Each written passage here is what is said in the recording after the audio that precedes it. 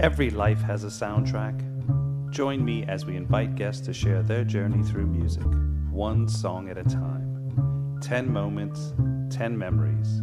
I'm your host, Sean, and welcome to 10 Tracks. Are you ready?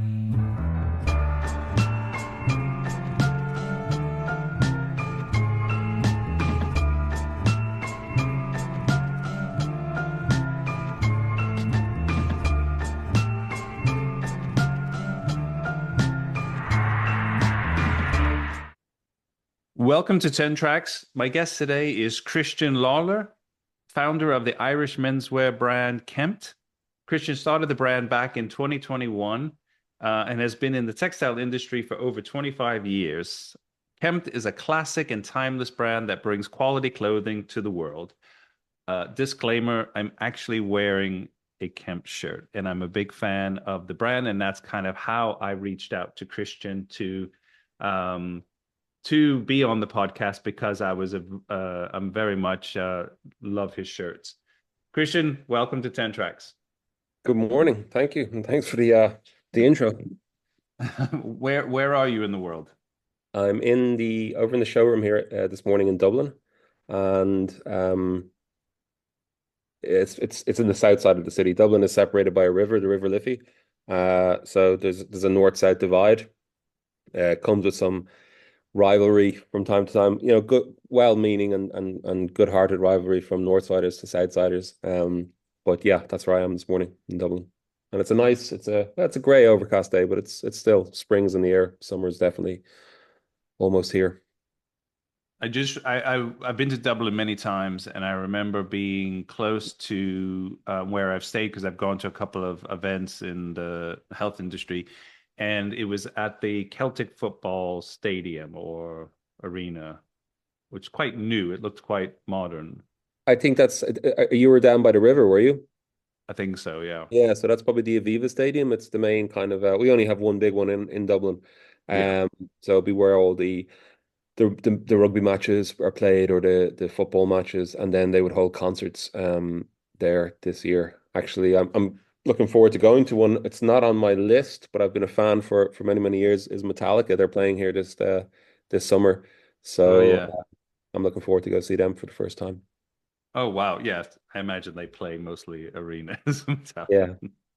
Excellent. Um, so I mentioned, you've been in the textile industry for 25 years. Can you kind of tell me about your beginnings and how you got into this? Yeah, so I went in and still am. It's probably the main part of the business here is an agency business, which is basically supplying Irish independent menswear stores with European brands. And we've worked with uh, brands from Germany. It's probably our main one. Spain for trousers, and Spain for belts. And yeah, it's been working with those, linking the European companies or brands with Irish menswear businesses, mainly independent Irish menswear business. The menswear business from a retail point of view in Ireland is kind of different to the rest of Europe. It's probably based on population. We've quite a small population for Europe, but we don't have a lot of department stores as you would see in the UK or Germany or the Netherlands. It's very much smaller independent menswear stores. Yeah. And yeah, I've been doing that for like the last 25 years, and then just kind of maybe 2017, 2018 through the likes of social media, and even you might remember Tumblr, which was before Instagram, coming across different brands and different stores around the world. I was sort of slow to get into social media. I never got the whole Facebook thing or anything like that. So when I stumbled across, stores like the Armory in Hong Kong, which kind of led me down the introduction to brands such as maybe Drake's in London, and it was just a big eye opener for that there was a whole other world of menswear out there than what I was currently or had been living in, and it just really kind of, I suppose, inspired me to eventually go and do something myself. And this is in around 21 that you created the brand Kent. Yeah, so as I said, I've been thinking about it for quite a few years beforehand, and probably comes down to confidence. We as humans probably don't have enough confidence in ourselves to go and do things, and that was a huge lesson for me to really realize, and even today, you've got to take it day by day, but to look back and think, why wasn't I more confident in myself in the beginning that I could go and do something like this? I mean, it's risky. Everything is risky. But so yeah, so kind of toyed around with it for a couple of years, and then COVID hit, um, and that slowed everything down.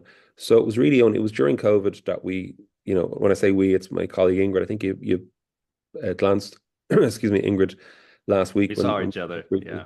yeah, um, we start making inroads in begin getting the brand going, and yeah, we just took it from there, and still do just take it one day at a time or one week at a time. And I think I mentioned to you, I must have saw it on social media or something. Somehow I saw your shirts, and then I went to your website. It was very um, easy to get through to see the products, and mostly back when I first saw it, I think you were doing trousers as well and maybe belts, but mostly shirts. And I have an obsessive fascination with blue shirts. Most of my friends and my wife, of course, will tell you, she's like, it's blue, but you just got a blue shirt. Why do you need another blue? I said, it's a different blue, and it's a different like detail. Anyway, so I was really excited and kind of curious about your because I felt it was classic, and it was that, which is something that I guess I'm obsessed with, is that kind of, I guess, Brooks Brothers, J. Crew style of Oxford cloth, Oxford button collared shirts. So which is kind of sort of what I wear quite a lot of now. And so when I saw Kempt, it was very much going back to that style. And by the way, you're the first sartorial person we've had on the podcast, Okay. which is pretty cool. Um, so that was kind of really interesting for me because I felt like, I mean, I used to live in London. I'd go down to German Street, and they have so many, Turnbull and Asser, so many great men's shirt makers there. And there's great shirts, and they have really nice if you need to wear a tie and everything. But I felt like I want more of a just a casual but smart shirt that I can wear every day, but can be both kind of more versatile than I don't like to see in jeans with dress shirts if it's unless you have a blazer or something. To me, it just Mm. seems like over kind of dressed.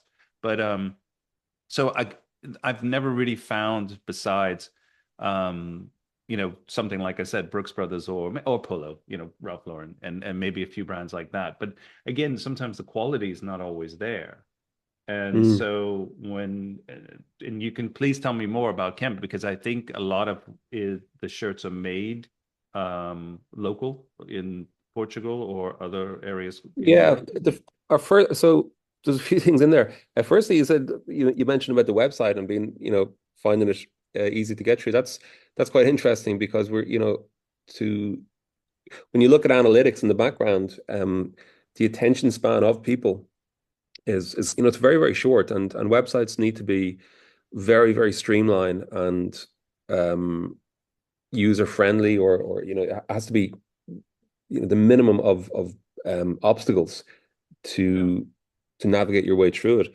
And I mean, we our website is pretty basic. We don't we probably don't spend enough time on it compared to what we should be doing. But when you're up against big brands like Zara and the Inditex brands and things like that, and trying to not that we try to replicate any of their stuff, but when you think of the what they must have going on in the background in their websites, um, it's mind-boggling. So to hear that you found it okay is great. But going back to the styles of the shirts, really there's a couple of reasons. First of all, like you mentioned, Jermyn Street in London, I love the West End of London and especially the Mayfair area and the St. James's area. Um, I just love to watch. I love the people watching it, and all those sort of, someone in a man in a blue shirt will always turn my head because, Mm. or a woman in a blue shirt. I just think blue is it. You're right. It's a great color, and there are so many different variants of the color that work in different situations. So blue shirts, I'm a huge fan. Um, so.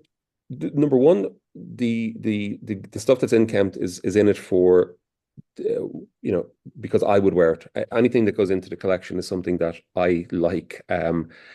We may find out in years to come that that was selfish or but I don't know. For the moment, it seems to be working. But yeah, everything in the brand is what I would personally wear myself, and I'm happy to put forward to people as being aware of it and as being a admirer of the products we do. But secondly, fashion is a, and I wouldn't call ourselves a fashion brand. Fashion is a very, very difficult industry to be in. When you think of the wastage of seasons, seasonal stock, and if brands don't get through them at the end of the season, the dumping of it, and I think wasn't Burberry in trouble there a number of years ago for burning stock, old stock. I think they rather see it burnt than end up in some discount retailers or something like that. So we knew by starting that we wouldn't have traction to get through, a lot of stock in the first season, or even the first year. So we thought let's number one pick something I like, and the stuff that I like was always kind of timeless and non-seasonal. So we didn't have to get through the stock. We could sit on it for and see what happens. So they're really the reasons we chose the style we currently do. And it goes back to the thing. You can't be classics in anything, in watches and clothing and cars. They're timeless, and that word timeless gets used quite a lot. But and maybe some people don't like to use it, but yeah, it comes back to that. If it's timeless, it's timeless, and that's really it. Our gear, our clothing, our look is sort of timeless. So for you personally, and I do for people, and I'll share the Instagram link, to find you in Kempt uh, on Instagram. But a lot of the postings are really great because a lot of times it's you and you're dressed, with one of your shirts and or belts and stuff, and then you put some pieces together really nice. But a lot of times it shows your style, which I believe is pretty much kind of behind the brand. I mean, when did you personally get kind of more into this as kind of your look? Because it is a timeless and classic look, but I mean, people struggle.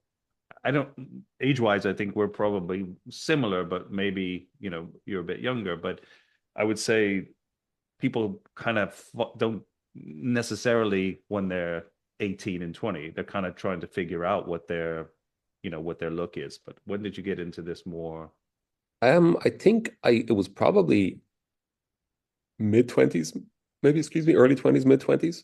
Mm. Um, and again, like with the agency business that we did, I was fortunate enough to be traveling at that, earlier age to a lot of European cities like London, like Dusseldorf, Frankfurt, Madrid.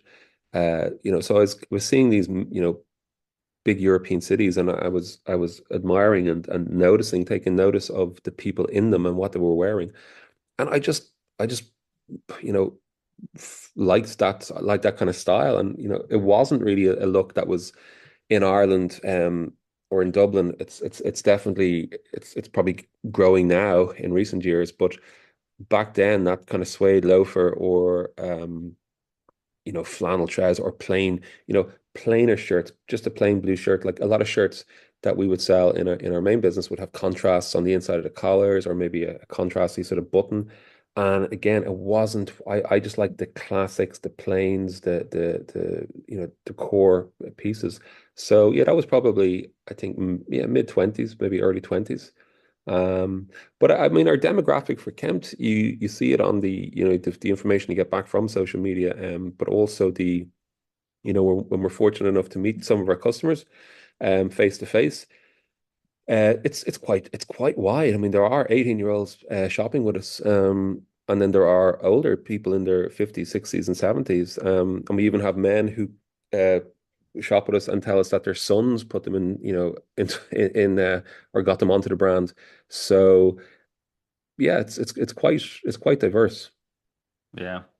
I mean, thinking about from Ireland though, you have quite a lot of Ireland's famous for linen, and then when it comes to like wools and tweeds and fabrics, either for knitwear or hats and whatnot. So shirts has not necessarily been kind of a forerunner, I guess, besides linen shirts, maybe, or linen fabrics for shirts, which I think a lot of people use Irish linen for their for shirts. No, it's not now, but actually going back to the 80s and further back, Ireland was very big in shirts, especially up the north in Donegal in a place called Buncrana. Mm. Um, and that was a big area for shirt making. Thomas Pink, for instance, they would have started up in Buncrana, I believe. But yeah, so shirt manufacturing was a quite a strong industry in Ireland, but just in recent years, like everything else, it the factories they're gone. Um, does Kemp, you do have a store in Dublin? No, so we're predominantly we'd love to get a store in the near future, but we only have one wholesale partner in Dublin, which is a store called Brown Thomas. Yeah. And for people that don't know Brown Thomas, it's a beautiful department store in the center of Dublin. And it will be where all the the higher end brands, the Tom Fords and Zennias and Gucci's and stuff like that would be found. We were fortunate enough, actually, in the very early days. It was sort of one of those weeks where myself and Ingrid were scratching our heads, going, have we made a mistake here? Because sales are really slow. What are we doing wrong? What can we do to fix it? So one of those sort of low weeks, and an email came through to ask us if we did wholesale. And I glanced at it and thought, well, no, we don't do wholesale, and we don't do wholesale. But just out of the corner of my eye, I just noticed the domain name was brownthomas.com. Mm. So that was a huge kind of thumbs up for us that we were doing the actually in fact the right thing. Just because it was a slow week doesn't mean you're doing the wrong thing. So they stumbled across us again through the social media at quite an early stage. And as I sit here today, we're still in the store. We do very well in the store, and for the foreseeable future, there's no signs of us leaving the store. But yeah, we're positioned beside brands like I mentioned, like Tom Ford, like Zegna. Gucci's a separate concession upstairs, but very senior sort of brands. So that's quite rewarding to have been positioned beside there. But we don't have a shop, a physical store. And people do from time to time pop into the showroom here to try stuff on or to swap things. So that's when we mainly get to meet our customers face to face from time to time. Yeah. Um, and I recently saw, and we talked about this before, but you now have knitwear, which some beautiful cashmere sweaters, cardigans, and wool. Like, is it lamb's wool or? It's a lamb's wool, yeah. It's a lovely soft lamb's wool from Scotland. The knitwear's from Scotland. I'd love to get into Irish knitwear, but we're just not ready to do it at the moment, or have found the right people to do it with. So we're working with a super company in Scotland, in the Scottish Borders, which is Mm. the real home of knitwear in Scotland. It's where the likes of Pringle and these sort of, heritage brands would have started. And it kind of came from what I would have had in my wardrobe already myself. So like, classic pieces like a navy shawl collar cardigan or a lovely, cashmere cable knit. Um, those sort of pieces I was featuring in the post just to accompany the shirts or the chinos at the time. And we would always be getting, DM to say, where's the cardigan from? Where's the cable from? Blah blah blah. And we thought, well, if people are interested, maybe we should try a little bit. And yeah, so we found this company who, we were over at Pitti Uomo in Italy a while back, and we met up with them, and they were kind enough to offer us to do, very small quantities. So we tested it. We launched our knitwear, I think, in April. So launching knitwear coming into spring sounds like a crazy idea, but it Mm. actually it actually worked really well. We'll probably let it sit now on reorders for the summer, and then come back strong in the as we go into the autumn and proper knitwear seasons. But it's lovely. It's a really really really super high quality and yeah, expensive but really really good quality. Yeah. Um, and just for listeners, another reason how I wanted to reach out to you, besides the fact that I'm a customer of the brand for the shirts and everything, but when you do post, you put music with it, and some of the music choices I really liked, but I felt like there was a lot of inspiration, and you kind of put a lot of attention to all of what you're doing, whether it's a song that's just buzzing in your head or however you get to it. So that kind of is how what drew me to see if I could get you on to the podcast and have you here. But I'm excited to talk about your 10 songs now because um, I guess when I reached out and you had to pick them, you came back fairly quick. But obviously, there's quite a diverse, and I don't want to give any away until we go through them one by one, but it's very a diverse kind of eclectic mix of songs that you've chosen. Well, it's interesting that you say I got back quickly because I actually found it a very, very hard job to do, to really narrow it down to 10 when you start thinking about songs and you think, oh, what about that one? And, oh, yeah, I've only space for 10. It is quite a diverse list. I'll be 50 in November, so you pick up a lot of you know, favorites over the years. And I've lived through a lot of different genres of music as well. So yeah, there's some oldies there, there's some new ones, there's yeah. But on the music thing with the Instagram is it's kind of funny because there really doesn't be a lot of thought doesn't really go into it. And it is more of a song, I think, because I think it's a bit maybe cheesy to try and match the song exactly to the theme of your post. Mm, For instance, if you're talking about Friday and you put the Cure Friday, I mean, people do it, and I've nothing against it, but I like to just yeah. whatever's in my head at the time that sort of matches the sort of the mood of the picture rather than what's in the picture. So yeah, it's very random. And maybe I don't think I shared with you before when we spoke, but kind of the background of me doing 10 tracks was it came from wanting to do a podcast around something, and it came from a jacket. And Okay. this was the Harrington jacket, the Barracuda, version, I guess, is the Yeah. one I have. But it was the just navy blue with the plaid lining, and I thought this is so iconic. People like James Dean, Frank Sinatra, Elvis, etc., Paul Newman, Steve I've got one McQueen. myself. A great jacket. And it was like that's such a iconic thing that can kind of go through so many generations. It was with the mods and different. I know it kind of had a little bit of a skinhead thing in the UK as well, but for the most part, it's been more a classic that's kind of gone through generations. And I felt like that feeling with music attached to it. So that's kind of was my inspiration for how I kind of got started. It was not it's simple. I mean, we don't talk about the Harrington jacket necessarily unless somebody brings it up or has a connection to a song. But that was kind of what inspired me to want to link music to the feeling with it. So Cool. anyway, just some background. Um, let's jump into track one. This is Alabama Shakes from Alabama, and the song's Always All Right.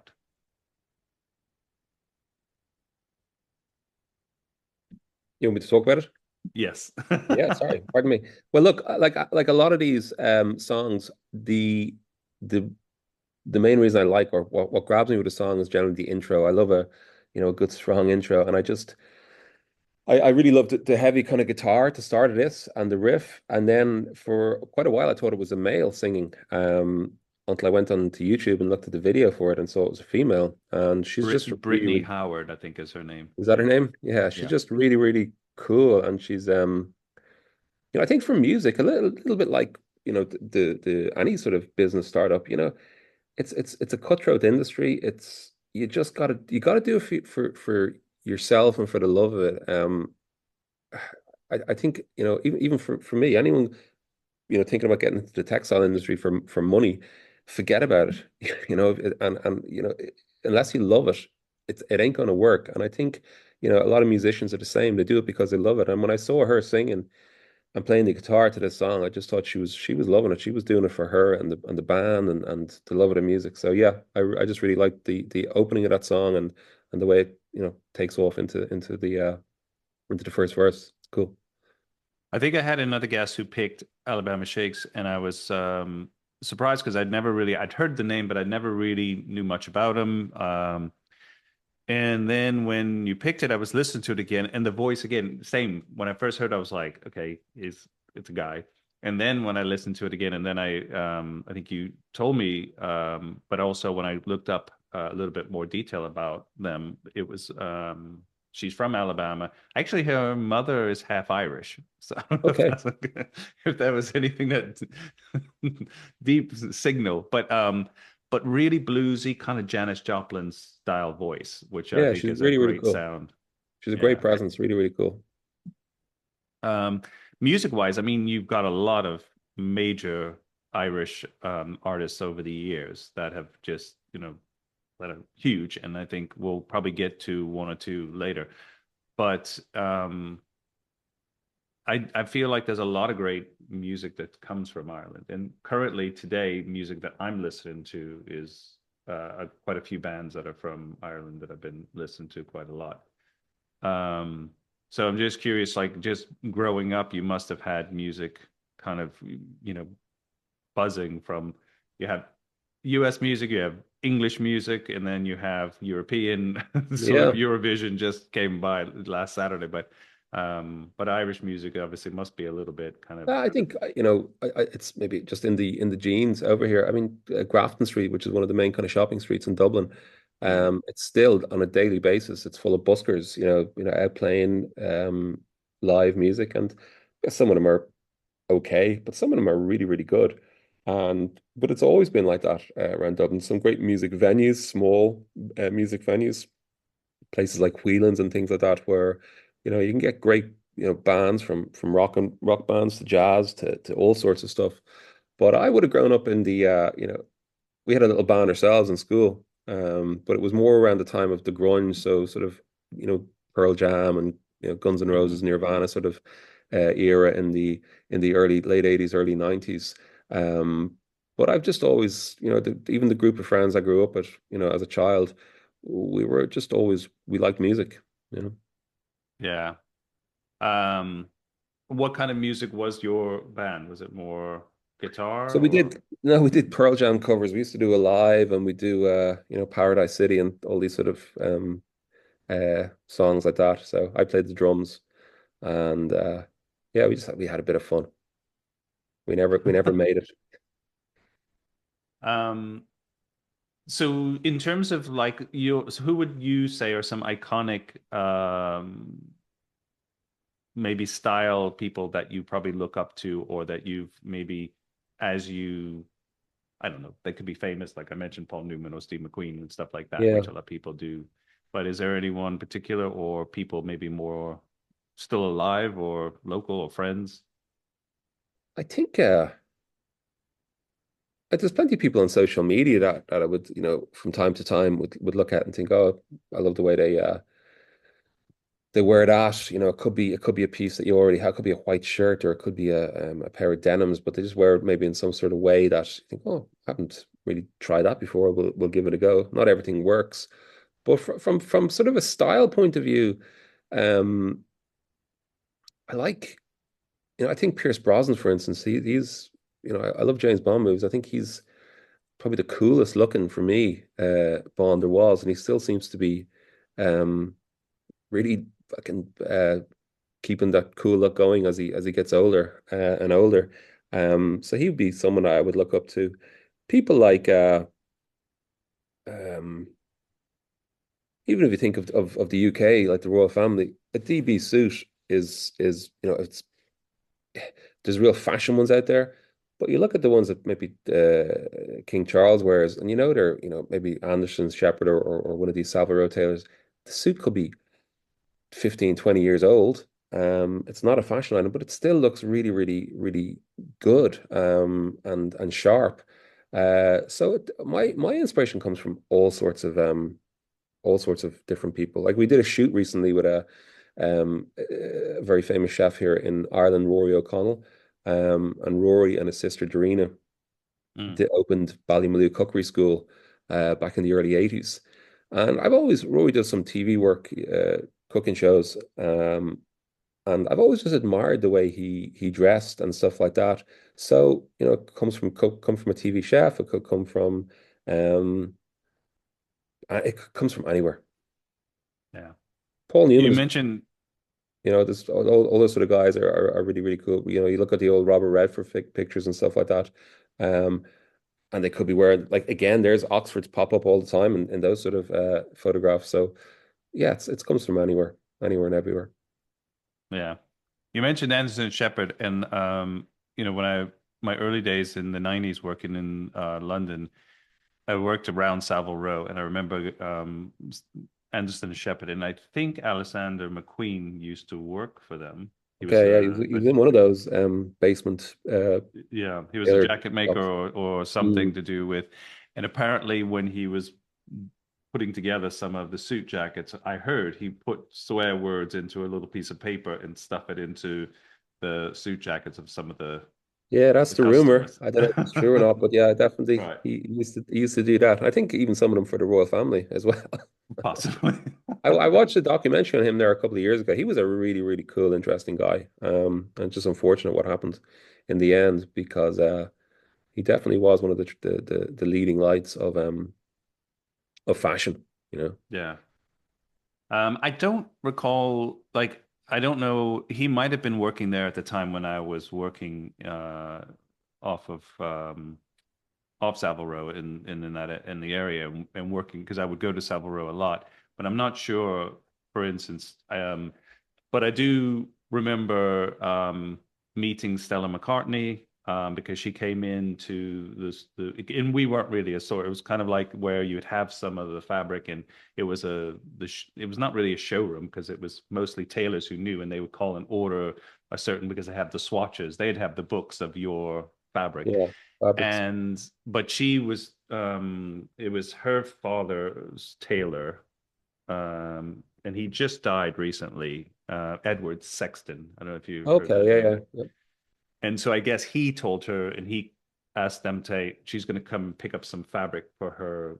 This was when she was doing her show for. I guess it was her project for school because she was at. And now I can't even remember the name of where she Central went. St. But Martin's, was it? yeah, Yeah. exactly. And so she had to, and she bought this white silk fabric and dyed it green, like a bright green. And it was her friend, I guess, because she sent us a picture afterwards, and so we got to see it made. But I All guess right. Edward helped her make it, but or with because it was a men's tailored suit, but Yeah. it was the guy from Brand New Heavies. I think it was one of her friends, one of the bass players or something in the band. I don't know if you remember Brand New Heavies, but I do, anyway, yeah, but but I couldn't put a face or a name to the bass player. no, but it was, and so I guess my senior colleagues or whatever were a little bit horrified that she dyed it green, but it actually came out and looked, I mean, pretty But cool, cool. but quite bold in more of this the stuff. But I guess that's kind of how she got that tailoring look is what she was interested in the beginning before Yeah. as she got started. Um, yeah. Anyway. Yeah, no, I love to walk down Savile Row and have a peep into those little basement windows, and you see the real craftspeople at work. It almost, and even when we go to the factories ourselves in Portugal, to see the ladies on the machines and the cutters and the work that goes into it, and how professional these people are, it's unbelievable. I love it, and we're very lucky to, well, we sought them out, but we wanted to work with factories who had really, really good standards, who would, produce great um products. But when you go into a factory and you ask, oh, can I maybe do a little video here for social media, and they're completely open and transparent, then you know that you're in the right place. So over the last few years, we've been fortunate to be able to wander factories, and when you see the people working, putting could be the collar assembly or the cuffs or just buttonholes and things like that. You just kind of they're the real people behind the products that you see Yeah. on in the shops and the social media. One of the companies I worked for, it was one of the last ones in kind of it was menswear, but men's suiting, and they had all the factories in Hungary, in Okay, yeah. Budapest, and this is still before they went to. I think I don't even know if they're on the euro, but anyway, it was quite inexpensive back then in late 90s, 2000. And we went to the head office where some of the stuff is made, and then we went to one of the factories an hour outside of Budapest and seeing all the people, mostly women, working there, and apparently they were paid back then like £100, I think it was, because I was equating it to sterling a month, which I'm assuming the Yeah, I don't wages know. are a lot higher now. Yeah, yeah, yeah. No, to some of those European countries, they're really far behind the main European countries. Portugal, this year, well, they started maybe late last year, raising the minimum wage for workers, and I think they're going to continue that until about 2027, maybe next year, or maybe into 2028. But it's great to see. We did a little video back earlier this year when some of our new stuff came in, just to explain this the slight price increase that we had to do. And it wasn't huge. I think it was maybe at €7 or €8 onto a shirt. But the reason being was partly was down to the minimum wage increase for the workers. And I don't have any problem in seeing these people getting paid. It's the best they can. I think it's great because they do Yeah, such a great job. yeah, Sorry, I'm absolutely. just trying to cover this. I had a sweater on earlier on. I just took it off. I got too warm, but I didn't iron the shirt this morning because I said I'll just throw the sweater on over it. But it looks like I've slept in it all weekend. No, you look fine. Let's jump to There's track the, two. the jumper there. I just took Oh off. yeah. Um, Track two, yeah. this is Dire Straits, the Sultans of Swing. Yeah, so look, I've been listening to this song for long number of years, and for some reason, it's one of those songs that I just don't get sick of.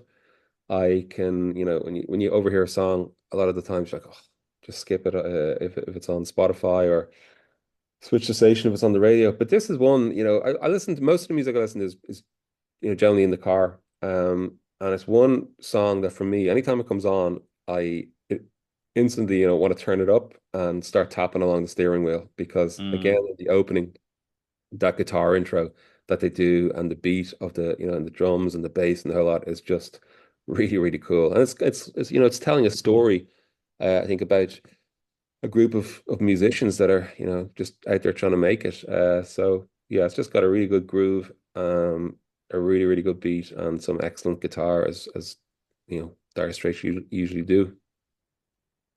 yeah. I mean, obviously they're a huge band, Dire Straits, and been around for a long time. I think they got, well, I probably heard them as a kid through MTV. That's when Yeah. MTV and through that other song, and they were quite notoriety there. But I think in the UK and maybe in Europe, they were already quite known. Yeah, they're This is around a from lot. '78. This came out, so this would have been pre MTV. Yeah, yeah. Yeah, I think that album in the 80s that you're talking about was kind of maybe Brothers in Arms, and Mm. I mean, they were probably very much established prior to that, but I think that really shot them through into super kind of stardom with that album. And you had Sting singing on doing some of the vocals on that Money for Nothing song. And again, that's another great intro of the drums and the guitar on that as well.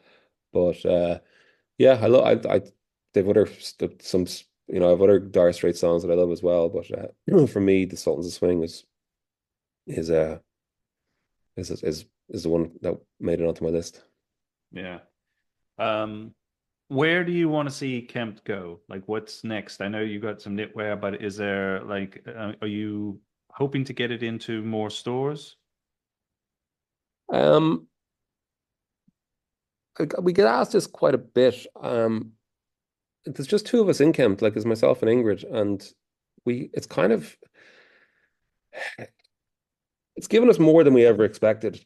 We ship globally. We ship to the US, for instance, every week. I've orders just the far side of the room there to go out. There's Germany, there's the UK, there's one to Denmark. So really, there's no limit to where it can go. If you ask yourself, starting a business as we did, ask yourself, Jesus, is there an audience out here for this? If Mm. we go and launch and do this, will there be an audience out there? That question's been answered, and it's very much yes, there is. But even more than that, um, if you had if it was only successful, let's say in the Irish market, well, then there's a cap on it. Eventually one day you will hit that ceiling of sales in the Irish market or customers in the Irish market. Um, but it's not. Kempt is actually, for whatever reason, I really couldn't tell you why or how, but it's after reaching a global audience. So where it goes, I think I'd probably have to put my hand up and say I'm not qualified to maybe bring it to the where it can go, and Yeah. we will have to seek help in the probably the near future. But as far as more wholesale partners go, I would love it. I mean, it would bring us more volume with factories. Um, Thankfully, again, going back to the factories we work with, they're not pushing us for quantities. They're happy just to work, because a lot of factories around Europe got stung pre-COVID. Or sorry, with COVID. What I mean by Yeah. that, they were maybe manufacturing for big groups like Inditex or these sort of people, and they were always putting pressure on. I mean, I remember being in a factory recently in Portugal, and he was explaining why he wants to go back and work with smaller brands like ourselves. He says, because he said, I'll tell you, Christian, why. He says, I never again want to have a discussion with a client over 20 cent. And that's what it was coming down to, the happiness, the enjoyment, it just goes out of it. So factories, I think, are slowly, going back to maybe working with, as long as, look, they have to stay alive as well, and they need production. But thankfully, we're not being put under any pressure to really, rack up bigger quantities each time. They're leaving us alone just to do what we can do and what we can manage. So there's no pressure really to go seek out more volume. But more volume to do wholesale, you would need more volume. More volume means more space. It means more finance. It means a lot. Okay, you're going to get more exposure, and definitely, I mean, there's downsides to being an online business as well, where people can't actually touch and try on your product. We try give as much information as possible, or if people reach out to us and to ask a question about fit, we try and advise the best we can. But at the end of the day, you're never gonna, you don't know what that person looks like, and we're all Mm. different shapes and sizes. So it's one thing is certain: there is not one ideal fit. There's no brand out there that can claim they have the best fit or the unique fit. It doesn't exist. Yeah. What fits one person well is not going to fit the other person well. Um, so where's it going? Maybe we might get into a bit more wholesale. Maybe a little store of our own, a small little kind of store in Dublin, or we keep getting asked, when are we opening in London? I'm thinking, Jesus Christ, the overheads to open a store in London would be huge. But even up around Marylebone there, so place like that, I think that would be very Kempt type of area Yeah. to open. Location. Yeah. Yeah, very much so. So look, I don't. We just take it, I take it one week at a time. But certainly the opportunity um, is there there is no limit on the brand, and that's a really a great thing to have. Yeah. Let's jump to track three. This is Public Enemy, Harder Than You Think. Yeah, so quite diverse from the first two. Again, it goes back to the opening. When you have Flavor Flav, talking in his crazy way he does, about going up or going somewhere, and he's been approached by somebody to ask if he hears Chucky D's a nice guy and whatever.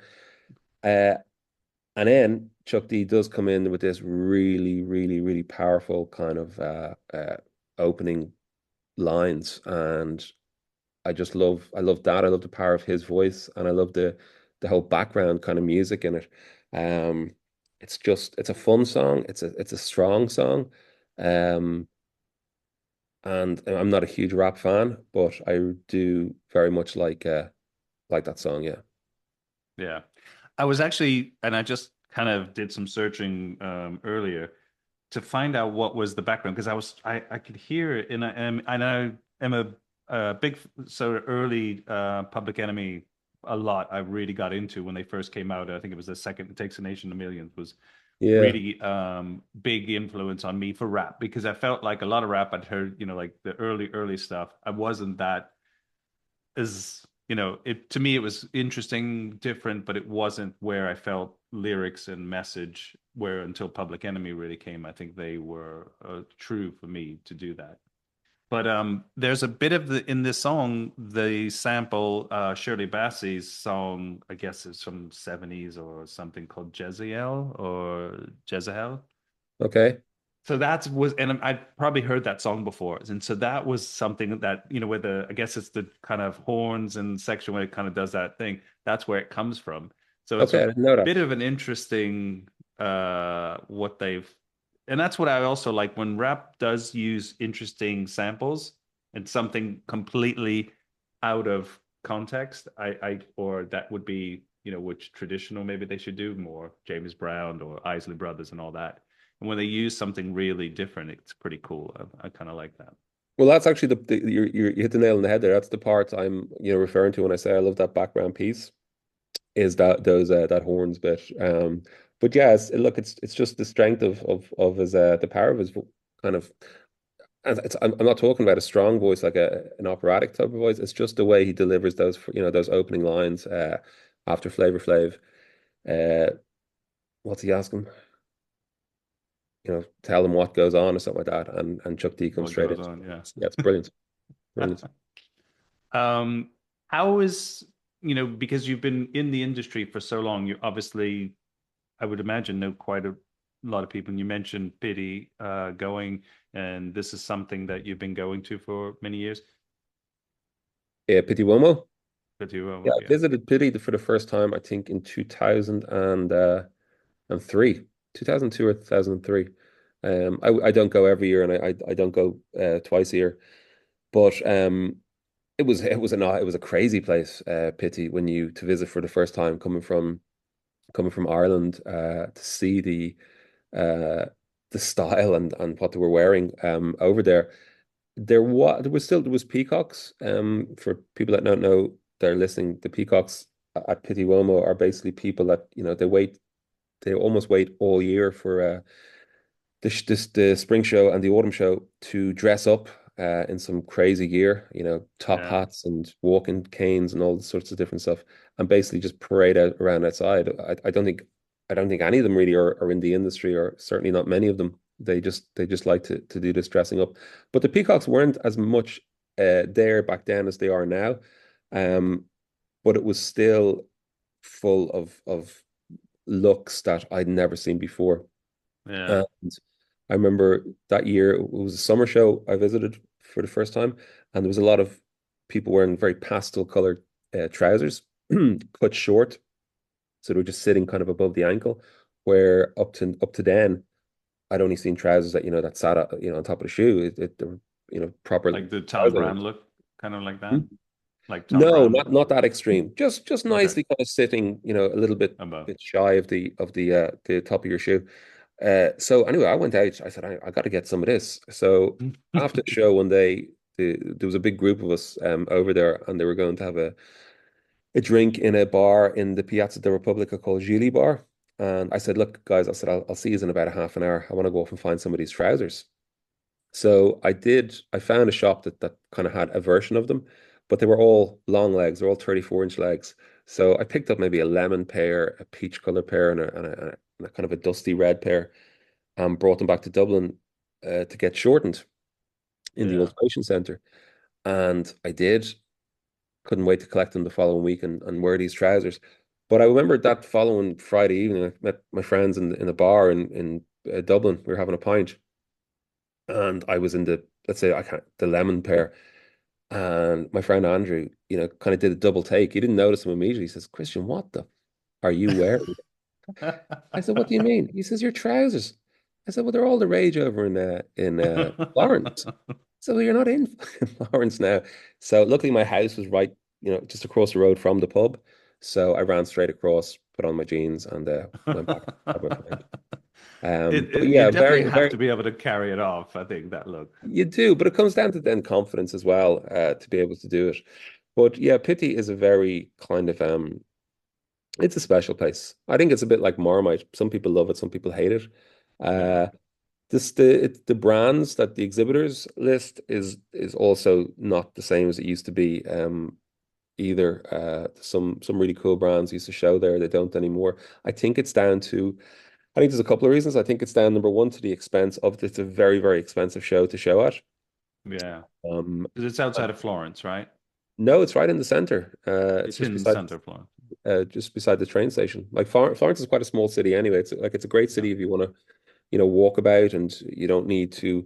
It's not like Paris or London where it's very big. Florence is a nice kind of intimate city, but yeah. So I think they've pulled away maybe because number one, expenses, and number two, a lot of these brands, probably with also with the the progression of digital, um, they're pulling away from their wholesale partners and maybe trying to do it themselves. So the desire to get wholesale customers is not as strong as maybe it once was. But there's still some super super brands that exhibit at Pity, and yeah, it's a good place to go. And look, But even would if you don't, you're not there exhibiting, are you? no, God, no, no, Okay. we're a long way off that if we ever do it. Okay. No, I was just going to say, like, even if you don't enjoy the show, at the end of the day, you're in Florence, you're surrounded by great food, great Yeah. architecture, great culture, great wine, great ice cream. So I think anyone who comes away from Florence and said they had a terrible time, be wary of them. I think I've had some of the best pizza and Italy with pizza, but literally this place in Florence, and it was an Italian who I'd met, and she said, "Go to this place. It's just a takeaway, or they have like maybe six tables in there. It's really tiny. It's not really a restaurant."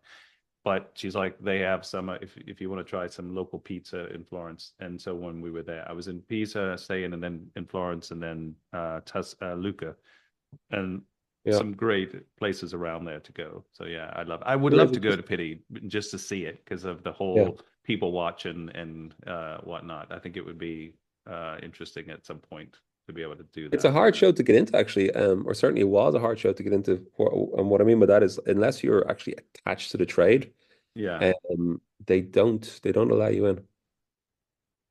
But I think I I gotta think find there's ways around that anyway. So let me know if you gotta need find to. somebody with a ticket who can hook you up to get a Yeah, if you ticket. need if you need me to help you out with that, we can certainly work that out. Oh, excellent. Thanks. We come to track four now. Um, this is obviously an Irish Titan, I guess. The one of the kind of iconic brands of iconic bands from Ireland. I don't think. Would you say there's a bigger band? Van Probably Morrison, not. maybe? No, no. Unless you go back to, they're not around anymore, but maybe from influential band would be someone like Tin Lizzy. But no, these Yeah, these Thin guys are Lizzy. pretty. This is U2, Where the Streets Have No Name. And again, I'm gonna go back to the intro, and I don't know if you've ever heard it live. I've had the pleasure Hmm. of. I'm not a huge U2 fan. Um, I think Bono is quieting down in recent years, but there was always a soapbox there where you'd find Bono standing on top of Holding Court. But all that aside, the intro to Where the Streets Have No Name is for me just amazing. And to see it live is even better. Um, and look, a great song. And we were talking about albums that uh, pushed Dire Straits into the mainstream. I think this came off the Joshua Tree, Hmm. which was that's when U2 really broke the US, and which sent them to a next level. So I think without that album, U2 wouldn't have been maybe where they are today. So a really really great album and a really really good song. I love it. Yeah. Um, I remember getting into U2 in the early 80s because of MTV, Under a Blood Red Sky. with live like Yeah. Sunday Bloody Sunday, New Year's Day, and stuff like that. And then some of the early albums, and then Unforgettable Fire came out and loved it, and so many Great great song, yeah. songs. Very Celtic And in its sound as yeah, well.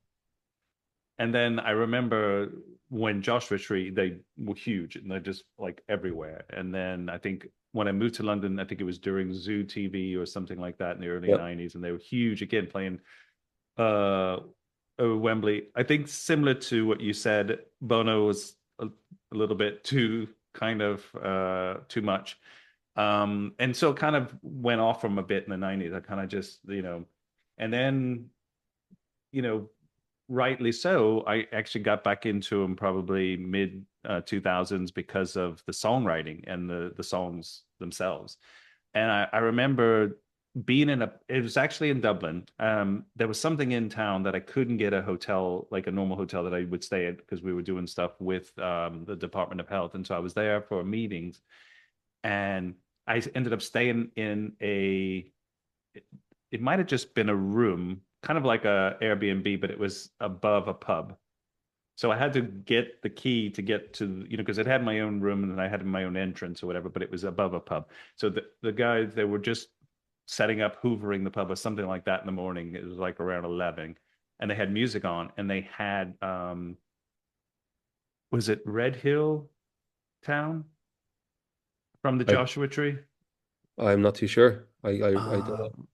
Red Hill Mining Town or something, that song off of that. And I remember hearing it. I hadn't heard it for a long, long time. And I remember thinking, I knew You it were was back U2, in. of course, but it was like, wow, it was such a great song and classic. And it's off the Joshua Tree album.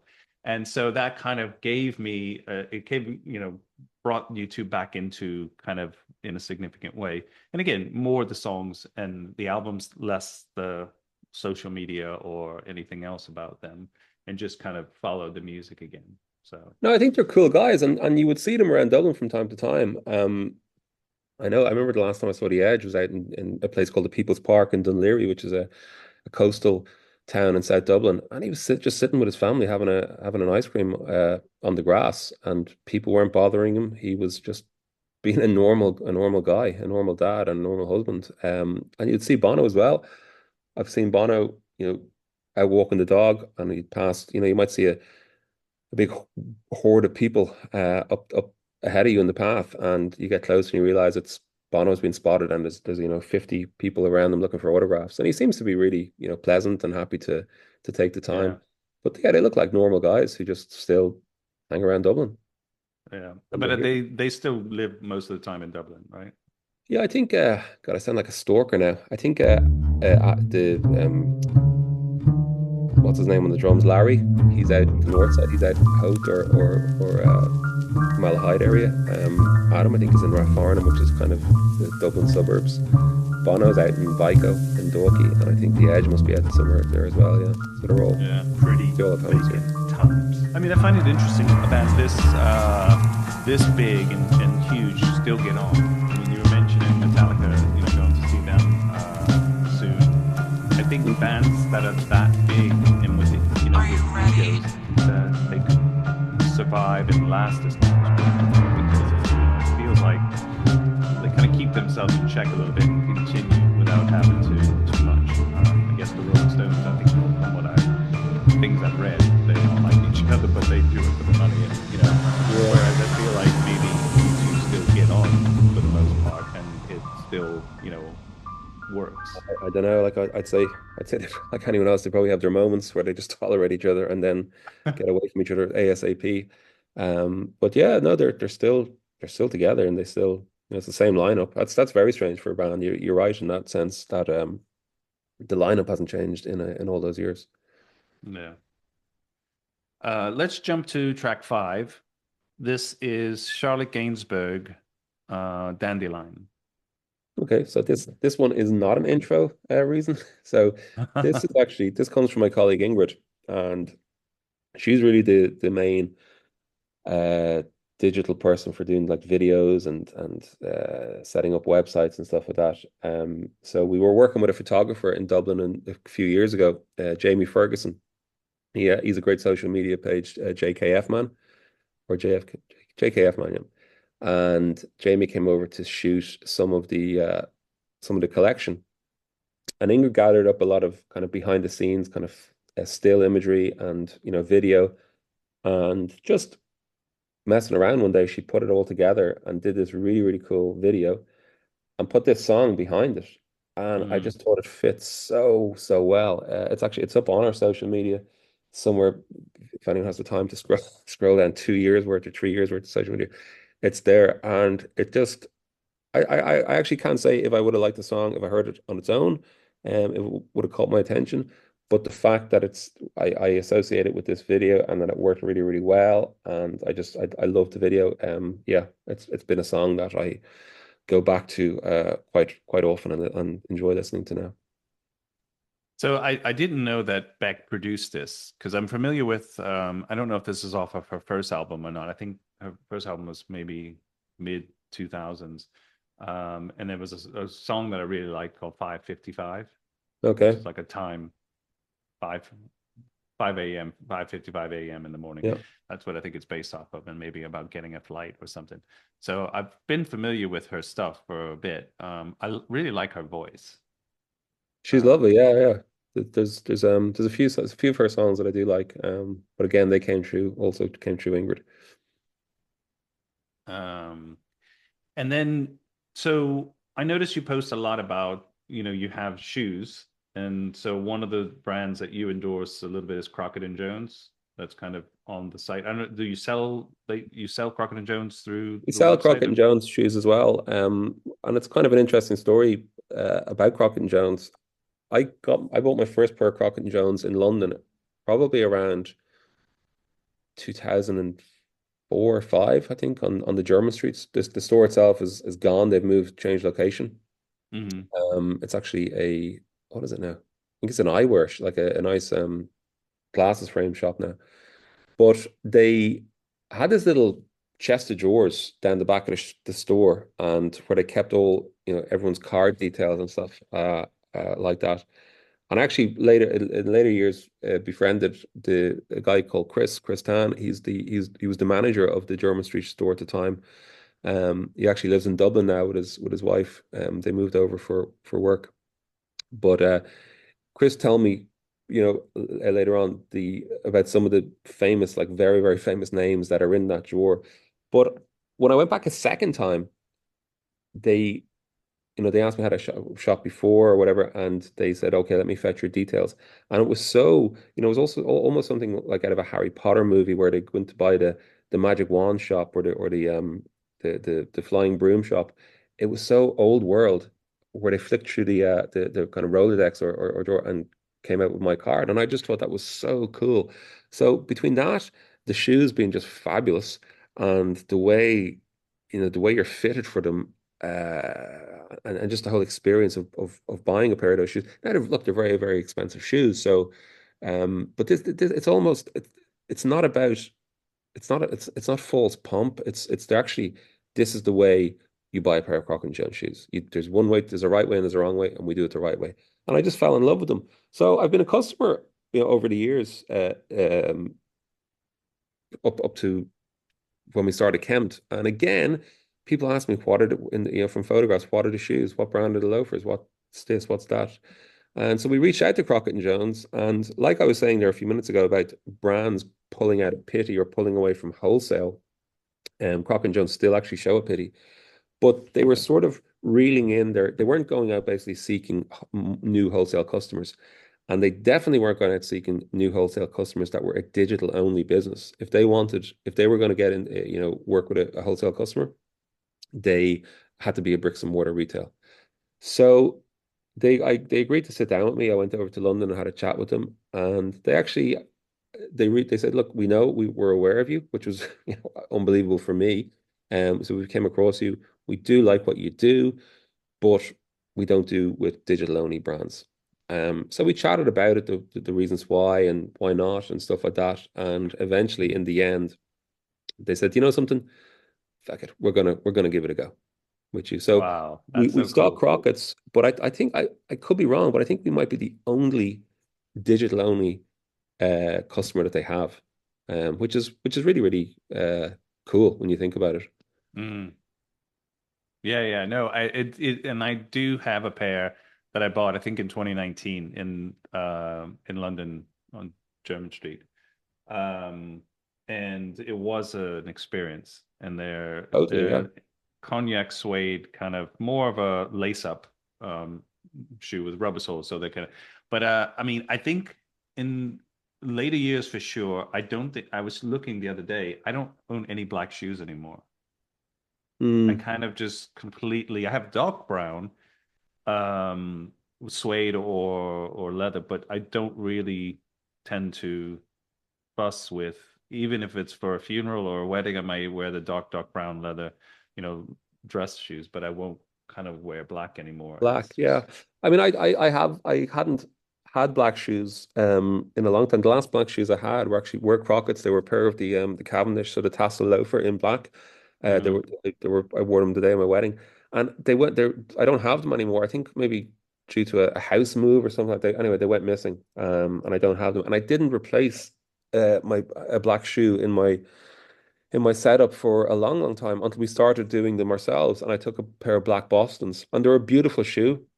mm, And there are times when I wear them, but they like a little bit like what you just said there. They would be my least worn shoe of them all. The black thing. But I think a black shoe. I mean, to have a good pair of black shoes in your wardrobe is it's a little bit like having a dinner suit in your wardrobe. It should be kind of always there just in case.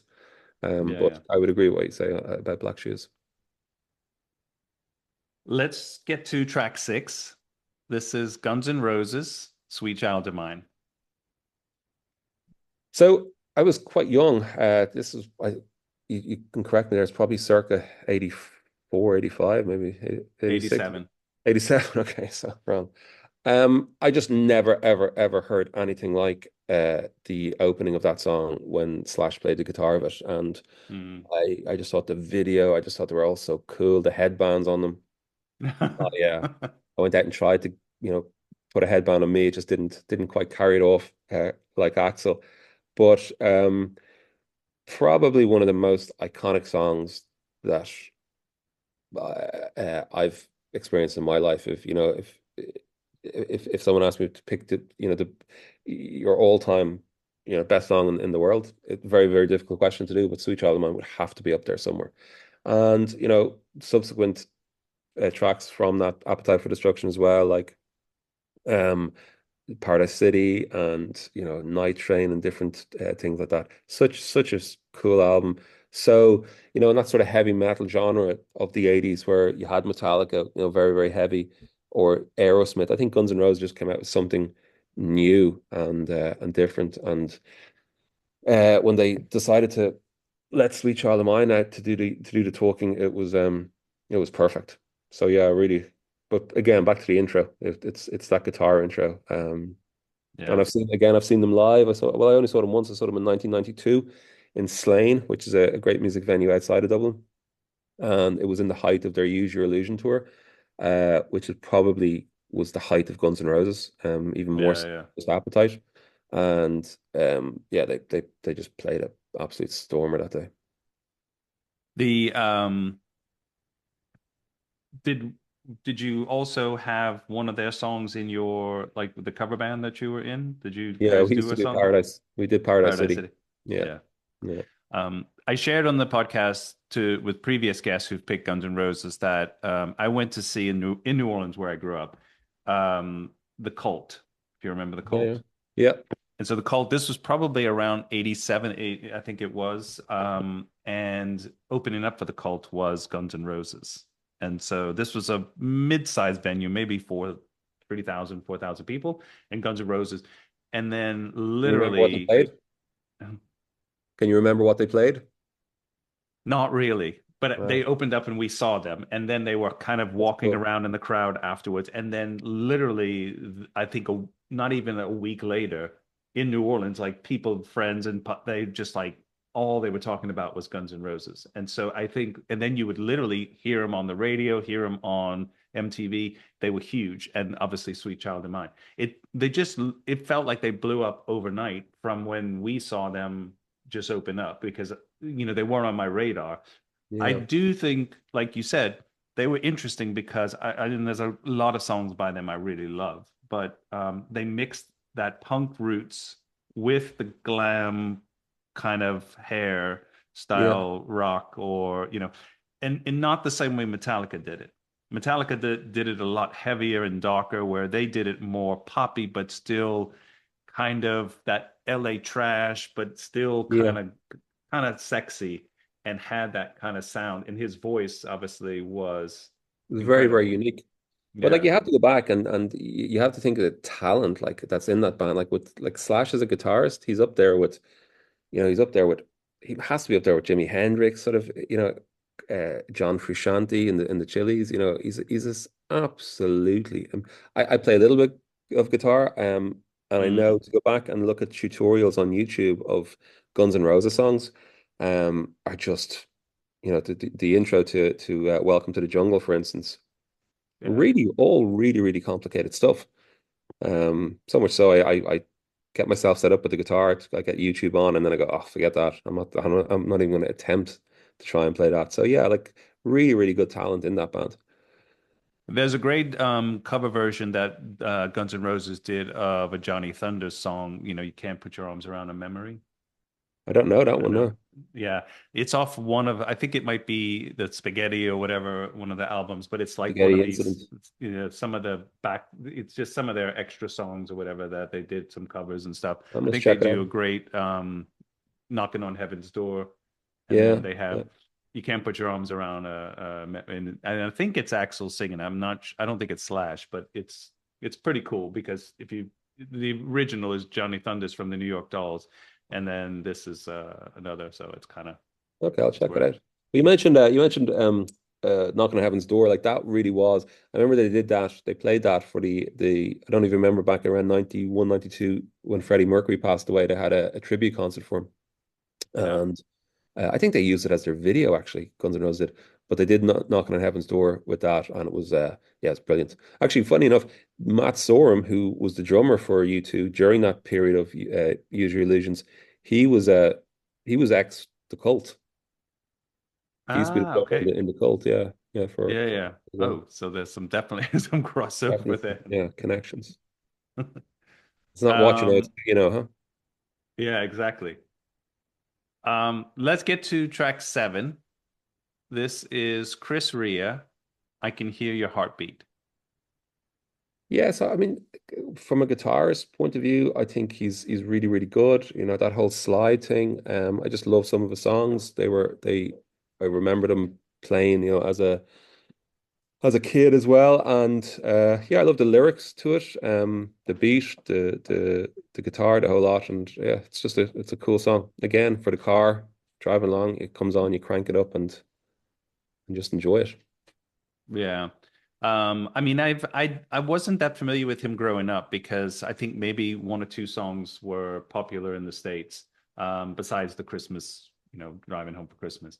But I think I got into him when I moved to the UK, and then really dug quite a few of his songs and his voice a lot. I'd say probably late 80s, 90s, I started listening to some of his earlier stuff, probably around the same time as this, um, and got into some of his stuff. So I find his very interesting. I like his voice. It's a bit kind of Yeah, it sounds like he smoked, a 150 few. cigarettes a day. Yeah, it's a That little kind of bit of very gravel. gravelly. Yeah, yeah. But no, I just like I like the lyrics, of that song. It was Bart like from the mills way down in Pittsburgh to the clubs of gay Paris.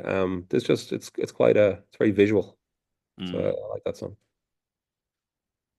Um, There was another question I wanted to ask you about, today, I mean, how do you see men, like if you wander around in Dublin or when you're traveling and you see men's style, what do you really feel like it's kind of declined, or do you feel like there is, I mean, I feel like Europeans maybe dress a little bit, in the States, they tend to be, it can be, apart from some of the bigger cities like New York maybe, but I find it could be in dire need of help. Mm.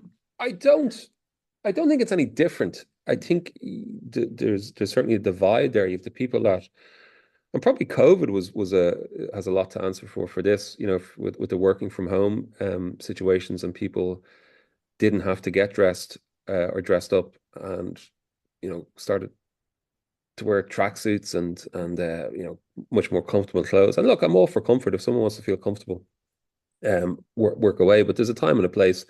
Um, I think no, I think men are getting better.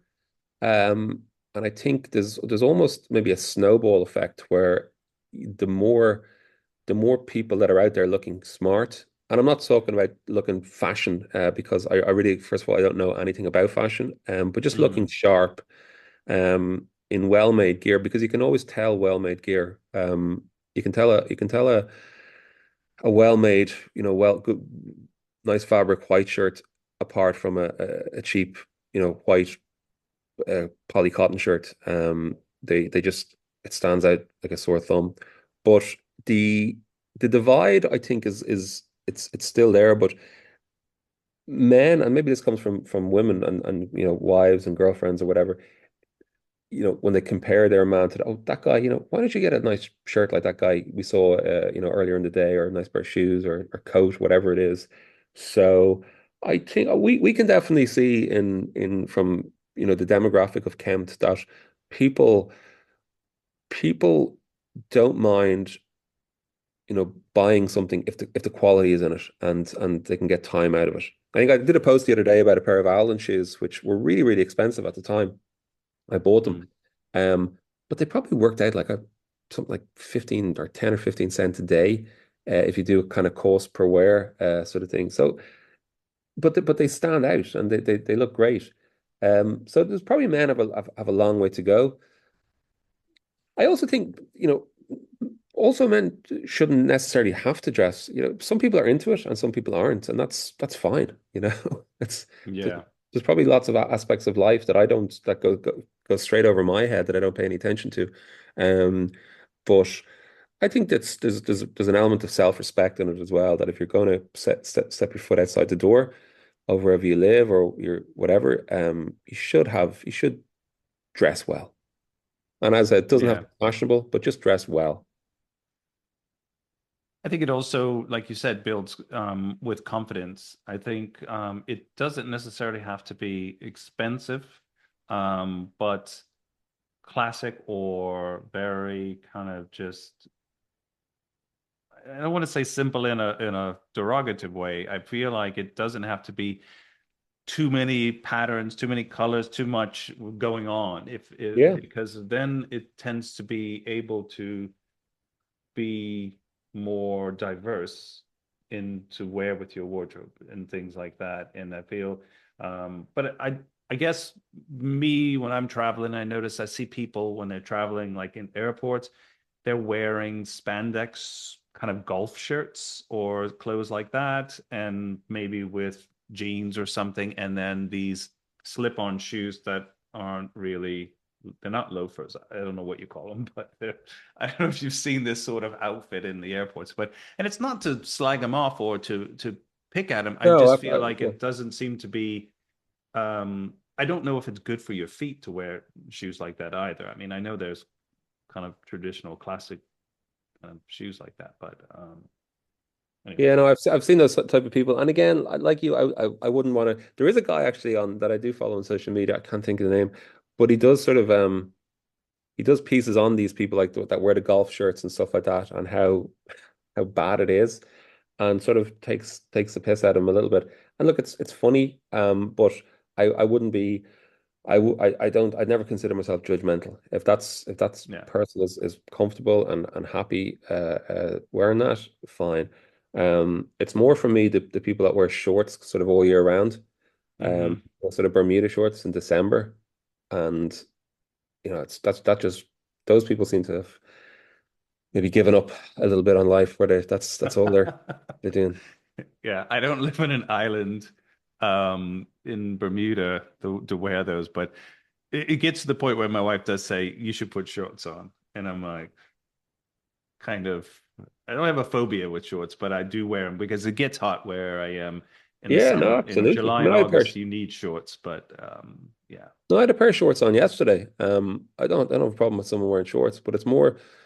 for me, it seems like a lot of the people that do dress like that, they're very much looks like they should be going to the gym or be in a gym, but they also look like the sort of people that have never been to a gym before in their life, Yeah. and don't care what they eat or drink or stuff like that. So, um, but I know I'm not. I certainly wouldn't point a finger at anyone and tell them what they should be dressing like. Let's jump to track 8. This is David Bowie, Heroes.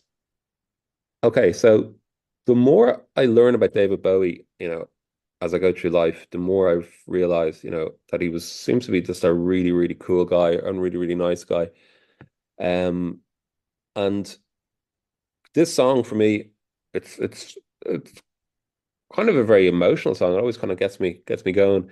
But Mhm. there was a version of it he played in at Live Aid in 1985, I think, well, 84, 85. And whereas all the other bands came out and they did their stuff, he came out and made this really, really, he introduced his band and he did this really, really nice dedication to all the children of the world. And on top of the song itself, I just think he was, he that was who he was. He was just maybe a very kind person, and took the time to make the dedication to the song. But I just love that song. It's also at the end of the movie. It's sang in German though. Oh, I can't think of it now. Jojo Rabbit or something like this. It's a strange little movie, and the kind of two characters, the boy and the girl, they're singing it to each other or dancing with each other in the street. So yeah, I love the song, and I have a lot of time for David Bowie.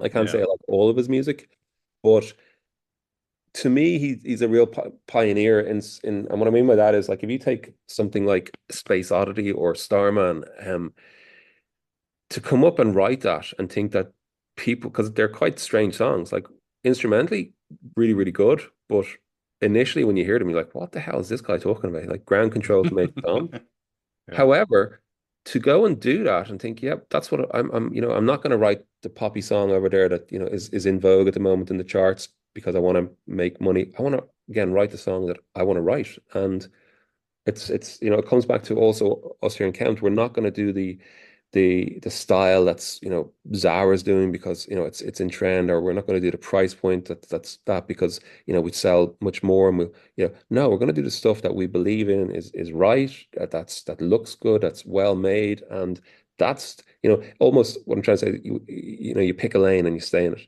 And I think Yeah. David Bowie and a lot of musicians are like that they find what they want to do, and they go with it. And if it works, it works. If it doesn't, it doesn't. But yeah, I think David Bowie is a very. I'd love to know more about him.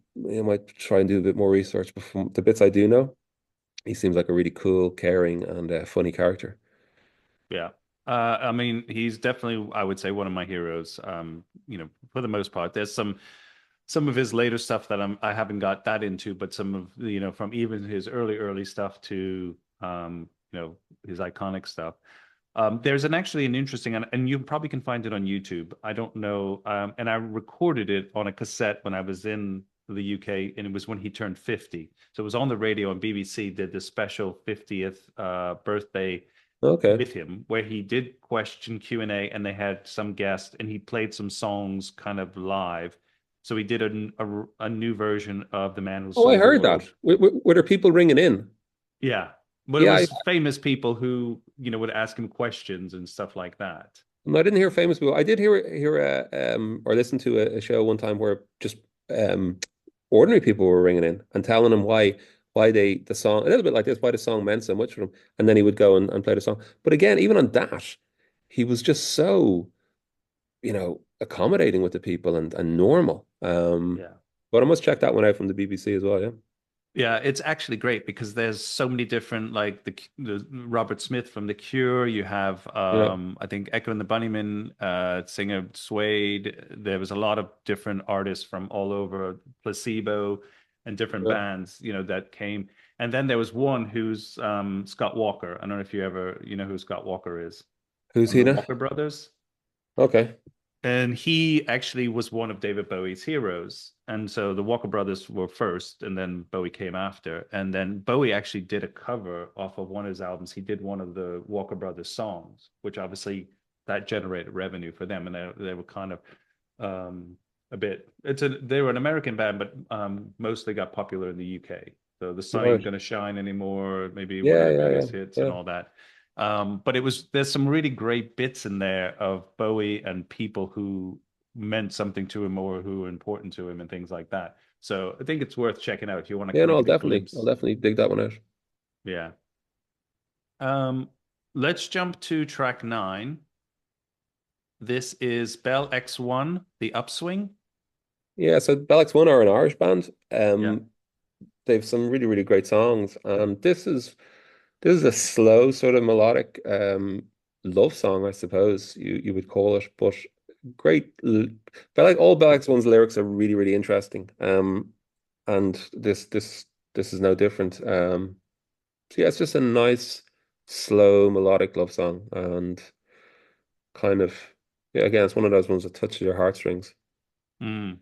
This is from 2009, I think. This came Okay, out. I mean, there's a lot of good. I was mentioning earlier, but there's a lot of good Irish bands that are out today that I think maybe they've come out in the last 5 or so years that are really similar to this sound. And I mean, the Fontaines DC are probably one of my favorites at the moment that I'm really, really getting into them a lot. I'd heard them, heard a few songs here and there, and now I started going digging into their stuff a lot. yeah, Uh, they're quite unique in what they do. They're not on. No, they didn't make it on this list, but no. they're probably on the short list for the list. Um, they're great. They're again, I think they're doing what they have a very unique sound as well, and they're doing what they like and what they're interested in. But good luck, when they announce a show, good luck getting tickets for it because it's just they sell out so quickly. Um, Really? I've never In seen them live. Ireland or Yeah, yeah, totally. I've friends who've gone to see them live. I have friends who've traveled to other countries, traveled to the UK to go see them live because they couldn't get tickets for the gigs here. But yeah, great band. I like Fontaines. I don't know about any like I don't know really the ins and outs of Spotify at the moment, and how bands can make money or be successful with record labels and things like this. It's a very apart from being a difficult industry, difficult in the fact that you have to come up with the excuse me, with the song itself or the music, which is I'd say is very, very difficult. But then to navigate through record labels and contracts and all this sort of stuff, I do take my hat off to musicians, and even the ones that don't make it big, just the ones that are just still doing it. I think yeah, fair play to them. They do a good job. there's a an Irish band, I don't know if you've heard of them, but I think the guy started as an actor and then he started making music too. It's called Hail the Ghost. Never heard them though. There's a song No. called The Mirror. Check that on Spotify. It's excellent. And it's really it's an interesting sound because it's quite I think I've seen some of the movies he's been in, like the singer who's the main guy in the band. But it's an interesting and I it just has such a dark sound but really cool vibe. I don't know. I like it. It might not be everybody's cup of tea, but it's I'm just it's looking them up here. definitely uh thing. Sure. Okay. So yeah, that guy Kieran O'Reilly. So he was an actor in a TV show that was on a few years ago called Love Hate. It was set around these criminal gangs in Dublin. Yeah, And he was actually one of the policemen in it, one of the guards. But he was also a gardener. He was a detective, I think, in real life too. that's Um, right. Yeah. yeah, yeah, yeah. So he's a yeah. I liked his character in Love Hate. It was a good show, but I didn't realize he was doing music as well. I'll check it out. Hail the Ghost. Yeah, tell me what you think because I actually think his voice is pretty cool and it's kind of a bit like deep and reflective. I don't know, pretty cool. Yeah. Let's jump to track 10. Uh this is Republic of Loose. I like music. That is another Irish band. I don't think they're together anymore. I think the lead singer, he was a really kind of interesting looking guy. If I'm right, his name is Mick Pyro, and he didn't look like a conventional musician or kind of rock Greek and roll star. pirate. But I just think this song is so kind of funky, and he is the perfect uh, person to sing it. I love his voice. I love, he, as I said, he doesn't look like a particularly, I hope he doesn't listen to this, a particularly cool looking guy. But by God, when he sings and the music he produces is, I think, is really, really cool. But as I said, I think he had his demons over the years. I think he's kind of on the straight and narrow now, but I don't think they're together anymore. But this is just one of their songs. But they've a lot of great ones too. It sounds like something you would be celebrating when listening, because I'd never heard it before, so I wasn't familiar with it. But it sounds like something you have a couple of drinks while you're listening to this and celebrating. Yeah, I think the first time I heard this one was I was actually again I was in the car. Something just when I hear that song, it brings me back to West Cork, down the south of the country, on a summer's day, and I think just hearing it in the car, I just thought it was really, really, really cool. Yeah, real funky band. I think he's a great musician. I don't know what he's doing now. Is he? I don't know if he's doing his own thing now, but haven't really came across him lately. Hmm. Another guy you would have seen strolling around Dublin as well. But when they were together as Republic of Loose, they were pretty cool. Yeah. So outside of Kempt and your other work, what are you doing? Like, what's hobbies or things that you focus on? Chem takes up a lot of time, Hmm. because it's a sideline. You're doing a lot of the stuff in, after hours as well to make room and weekends. But when I'm not doing that sort of stuff, I love cooking. I love food. Probably too much. I need to cut back on food. 'Cause I'm certainly not going down in sizes. If I could just maintain myself now. I love a pint. I love to go to go for a pint with friends or meet friends. I do myself and my son. We do some martial arts. So we do a style called Shotokan, which is a Japanese. It's karate, Hmm. and we've been doing that for the last, I don't know, maybe 10 years or so. So that's good. It's a good outlet a few times a week. Um, but just being with the family, we've a dog, Rosie, so she takes time as well. Yeah, just spending time with family and friends. I love to travel. I love, sorry, I shouldn't say I love to travel. I love visiting, especially European cities. I really like it, but unfortunately nowadays, I just think the joy of air travel is gone, and it's, the thought of, when you do get an idea to go somewhere, so, oh, I'd love to visit here, I'd love to visit there. Almost the thought of the ordeal it takes to get through the airport would nearly put me off doing the trip. But yeah, I like traveling as well when I can just get past that airport stage. And I used to love airports. I actually I would always be one to be early for the airport, especially in a big European hub like, Frankfurt or Dusseldorf or whatever, and just watch the world go by. And I suppose over the years I've picked up so many. You asked me earlier on where my style came from, and I'd say airports actually had a lot to do with it, because you're picking up little details from someone, about maybe how they're wearing that blue shirt, or the color of the type, the hue of the blue they're wearing. Oh, that's really nice. I don't have one of them. I've loads of blue shirts, but I don't have that shade of blue. So it Hmm. looks really good with whatever pair of, light colored denims or pair of dark colored denims, or if it's a flannel trouser or whatever. So, but yeah, traveling is will be up there on my pastimes, also. Yeah.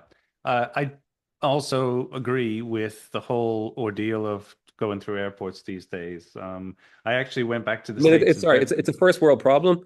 So Yeah. I mean, don't, I don't want to sound too grouchy or grumpy, but I just basically from the past, I just remember it being more pleasurable. Maybe I'm wrong, but I don't. I think it's like I remember when I first got to the UK and I had to take a coach up to Newcastle, and what was it called? National Express. And so Okay. to me, it feels like most air travel is like National Express nowadays. Yeah. It's Yeah. you got to pay for this, you got to pay for that. Just if you want a seat, you have to. It just seems a lot more tedious than just Well, I suppose service. You have the Irish to thank for that with Michael O'Leary and Ryanair, because they were really Ryanair, yeah. the first people to kind of implement that sort of model, and it seems to have taken hold. Yeah. I actually flew through Dublin to the States in February, and I actually got a direct flight from Nice to Dublin on Ryanair, and it was the first time I'd flown Ryanair in quite a few years. I hadn't, um, and it was actually really good. Yeah, It no, was they're fine. They're just no if problem. you're only doing a couple of hours, it's fine. It's fine.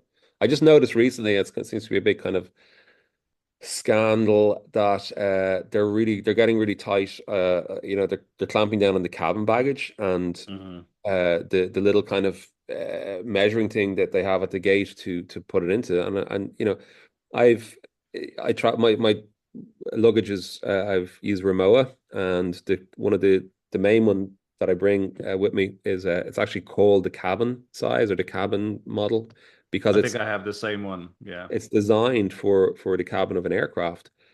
Yet I think Ryanair are actually they're manipulating their measuring thing to go, even smaller. I don't know what they're expecting people to travel with in the past, but I know a lot of people are getting caught at the moment, and I'm just waiting for them to catch me and say that's not a cabin size bag when, it's ironic because actually it is called the cabin size bag. Yeah, exactly. Just because you guys don't think it's a cabin size bag, it is. And and I think I have a similar one. It's called the cabin, and it used to fit almost in most of the even European flights. It would fit in the top, and Mm. nowadays now they want them to go sideways, Yeah, yeah, yeah. and it doesn't fit like that. And Okay. so I don't know, on the long haul flights, it's fine. I don't usually get any problem with it, but luckily this last trip, because there was a lot of flights in between I was taking going from, because Dublin you can actually clear US customs, which is quite You only can, yeah. city in Yeah. Europe to go back to the States. So I was able to do that and go through, I think DC to Houston, Texas is where I went. That's a So long that trip. was yeah, and it was but it was interesting, and I got no hassle with the bag. I thought I was at one point, and then I had to blag my way and beg this woman to kind of let me keep it because I was with all the different flights. I was like, your luggage is never going to make it. You're going to be Yeah. there stuck. So, End up in um, Sydney or somewhere. That's an interesting little airport to fly into, those Nice, with the mountains around you. It's quite you'd want to know what you're doing, I'd say, as a pilot to go in there. yeah, I think there's a couple of places that are a little bit more, you got to know what you're doing. But I mean, Nice gets a lot of traffic. Yeah. So there's a lot of flights coming in and out. And you tend to go over the sea by the time, when you get in there, when you go, and then you kind of then you climb and then go over the mountains. But Yeah. Yeah. um, Christian, the best way for people to find Kempt is the website and then on social media. I know you on Instagram. I don't know if you're doing other, if you're on TikTok or other places. I really only follow you on Instagram. Yeah, I think we don't do anything for TikTok. Maybe we should, but we don't. The Instagram is the main one. That gets linked to Facebook then as well. So any posts that go up there get linked to onto Facebook. I don't check Facebook really at all. So apologies if people mess. I do from time to time see people message me, 6 months ago and ask me a question, and I'm only seeing it now. So, but Instagram's probably the main one to do it, or through email on the website.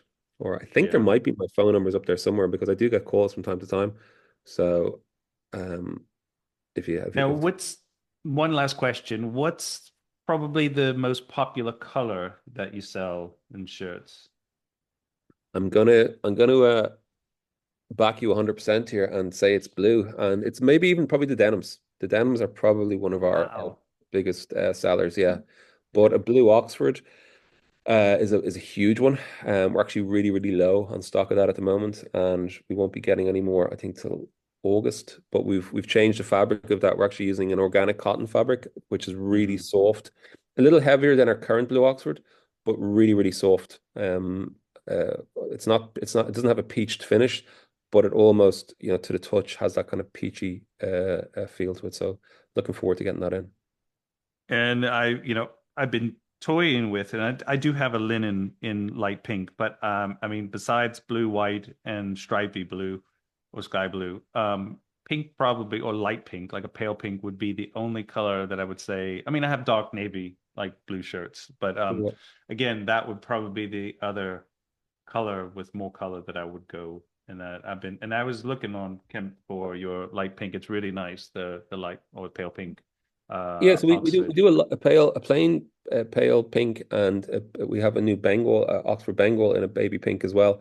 And yeah, they move, but pink, compared to a blue, excuse me, or white, or the denim shades, the indigo shades, pink is definitely a follower rather than being out there on its own. It's a slower color for to move, but I think it's one of those classic core colors. A pink Oxford. I don't know if I don't know if I do a pink, if I'd ever bring in a pink poplin, or that sort of fabric. But I think in an Oxford cloth, Yeah, pink that's the one I like.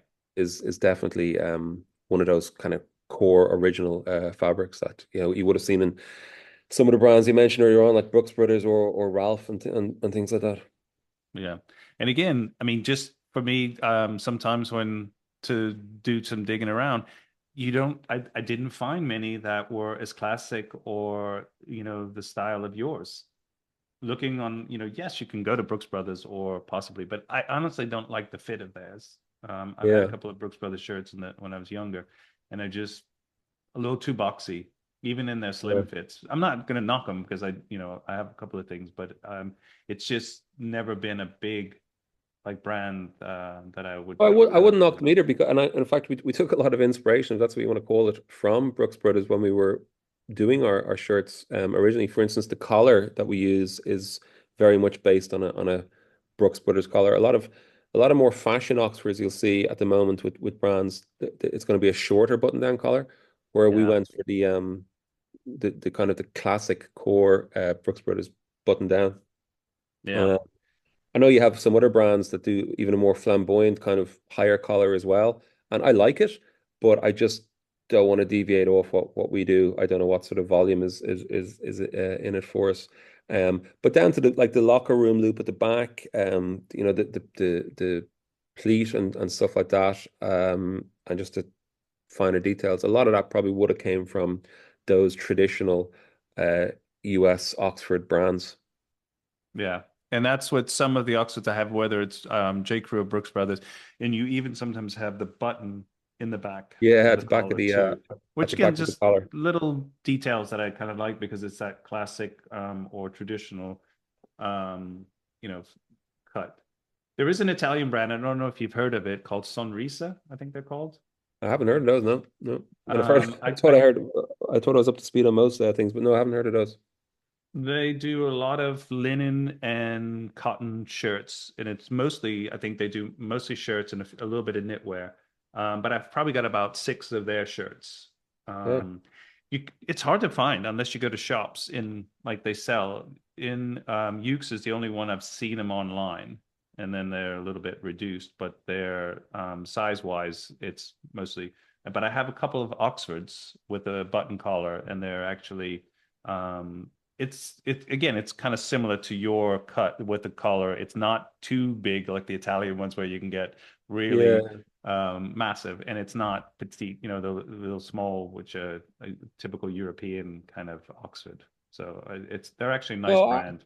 ours, like as I mentioned in the beginning, we just wanted something that's not going to date. Like when we were kind of picturing Kempt in our heads back, when we were kind of building the brand or about to launch, I remember Ingrid asked me, like, what do you like? What sort of, what customer are you aiming at? What sort of person, do you see buying it? And what sort of product are you going to have? And and I still do envisage this. Like, if someone buys one of our Oxfords and wears it for 5 years, or if they get 6 years, 7 years out of it, that they like it so much that they don't, even when the collar, let's say, starts to fray at the back, or whatever, or they get a little tear in it, or they spill red wine in it, or whatever, that they don't want to get rid of it. They still keep it maybe as their gardening shirt, or their shirt when they're doing a bit of DIY painting around the house or something like that. And I Mm, think the style that we've chosen to do lends itself to being able to be more worn, 10 years from now or 15 years from now, because it will always be in that classic cut and details. Yeah. I do agree. And I think sometimes when it's got a little bit of wear and tear and a little bit of kind of this, it actually gives more character to the shirt. It's not like you got a big rip in it, but when it's around the collars and stuff, I think it's actually gives it a nice.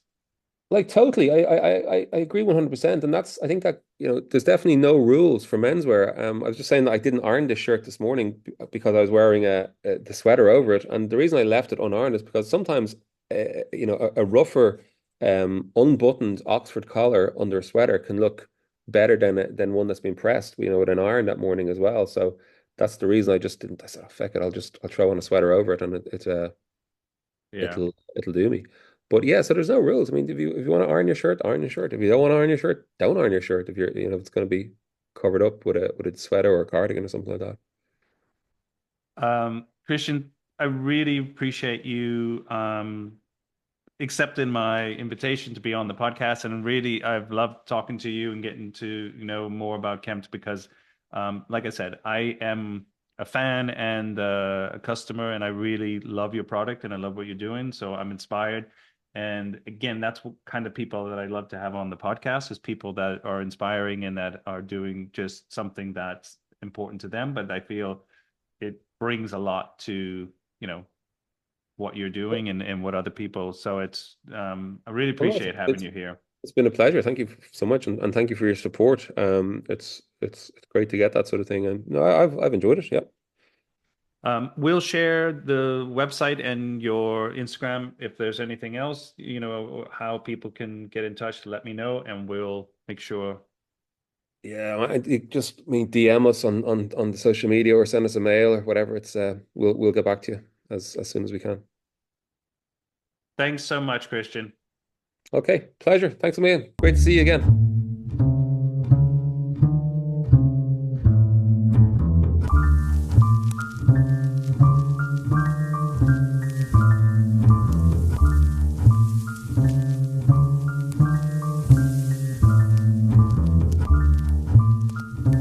Pretty vacant times.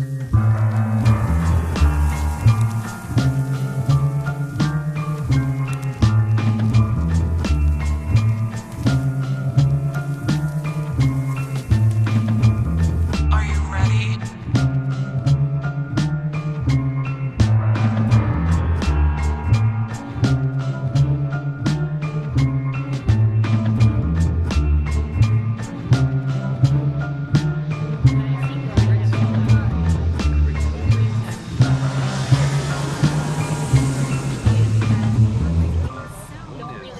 It suffers for his sports jacket.